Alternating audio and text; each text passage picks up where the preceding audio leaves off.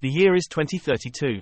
Over the last 40 years, the overuse and abuse of antibiotics has led to a global epidemic of antibiotic-resistant bacteria.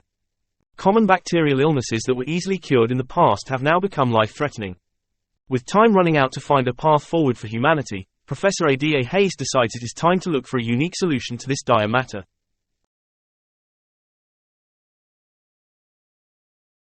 The 17th of July 2032. This is the first GNTRY I make in my journal, where I log my expedition into the Amazon rainforest. I am joined by 3 other microbiologists. Professor Roberto Campos Espíndola, Professor Natalia Parry, and even Professor Milan Holmes. A microbiologist at Biolene, a rival pharmaceutical company to the one I work for. The fact that we have managed to cooperate and share aside our rivalry shows the importance of this expedition. As IWTRITE this, it is the night before we all embark upon what is left of the Amazon rainforest. The reason for this expedition is for us to try and locate a new fungi or soil bacteria with the potential to produce a new type of antibiotic. Although we have only been given 2 days upon arriving to find what we're looking for, I'm optimistic our expedition will be successful. It is getting late, so I will end this log here. Ada. Ada woke up at 5 a.m. and traveled to the meeting spot where she would join her group to begin their journey through the Amazon rainforest. Ada, it's wonderful to see you. Hello, Professor Hayes. It's wonderful to meet you.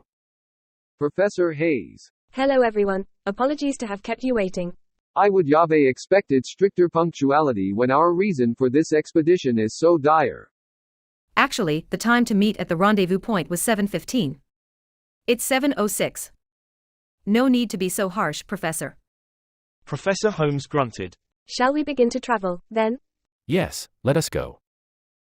The quartet traveled deep into the Amazon rainforest, where they eventually made it to the river where they got in a boat for faster travel. The first hour went by with no issues. The Amazon rainforest is so beautiful, I feel honored to be here. It's a shame how much the deforestation has dwindled its size. Wait, do you see that? What is it? Over there I see people. They look like they could be tribesmen. The group turned their attention to a small group of people with painted faces. One of them was holding a spear, but the man at the front, an elderly man, was waving at the group. The professors exchanged glances at one another, unsure of how to approach the situation. What should we do? I think that Ada, being the leader of the expedition, should side. Ada took a deep breath, and turned to the group. I think we should stop the boat and approach them. They seem inviting, and any advice they can give us would come in handy. The group slowed down the boat and approached the area the group of tribesmen were waiting for them. Although communication started off difficult, the group came to realize that this is the Unieni tribe, a tribe that are welcome to helping tourists and researchers during their travel through the rainforest. The tribe offer a young man, Kuiati, to help guide the group while they search in the area. The group say goodbye to the tribe, and now continue their research on foot, with the help of Kuiati. UIETI guides the group through the Fours, and eventually leads them to a safe area where the group begins collecting samples. With 6 hours and no luck, the group decides that they need to go into a deeper part of the forest. However, after 2 more hours of searching, the group finds nothing. Ada could see a hint of desperation and frustration in the group. I think that we should split up, that way we can cover more ground.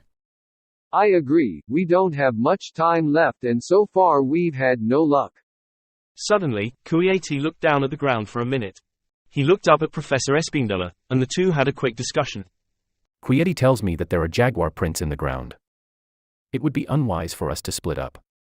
We don't have time, our research is going too slowly at this pace. Surely, we must take the risk. Ada, what do you think? Even if our research is taking time, there's no need for us to separate, especially in such a dangerous area of the rainforest. We should continue our research in a safer area and stay as a group, even if it means we cover less ground. That's a great point, Ada. Let's go further into the forest together. The group continued into the forest, where they began to take samples from the environment. Although it took a few hours, eventually, Ada found what they were looking for. Wait, this is it. The group turned around to look at Ada. You have it. Yes, this is the fungi we're looking for. Well done, Ada. Great find. Thank you. It's nearly dark, I think we should set up a camp here, and begin returning to the exit in the morning. I'll begin setting up camp. Night fell upon the Amazon rainforest, and Ada began logging in her journal next to the campfire. The 18th of July 2032. This is the second entry I make in my journal, where I log my expedition into the Amazon rainforest. We have managed to find the fungi we were looking for on our first day. I am so proud of the team, and I can say that this has been such an incredible experience, despite the ups and downs. Tomorrow, we will return home with the fungi. It is getting late, so I will end my log here. ADA.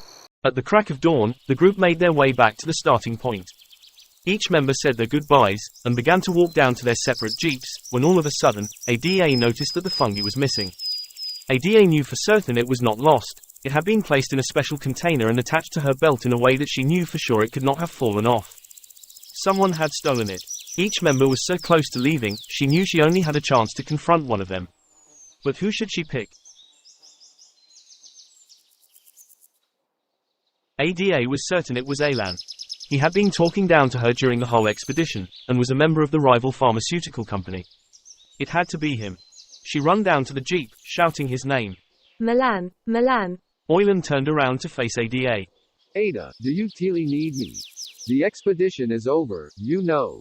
You stole the fungi from me when I was sleeping. It was my expedition, and I was the one who found it. Hand it over. Milan paused for a moment, and sighed. He pulled the container out from his bag and handed it to her. Don't think I'm not aware of you being a rival to my company. I had an eye on you the whole expedition, you were never going to fool me. Goodbye, Milan. 4 days later, Ada was on stage, giving a televised speech about the expedition to a large crowd of scientists. Once her speech had ended, she was met with a huge applause, and eventually was given a knighthood for her work. The recognition she had received for helping pave the way for a new wave of powerful antibiotics made her feel so grateful that she had had the opportunity to save millions of lives.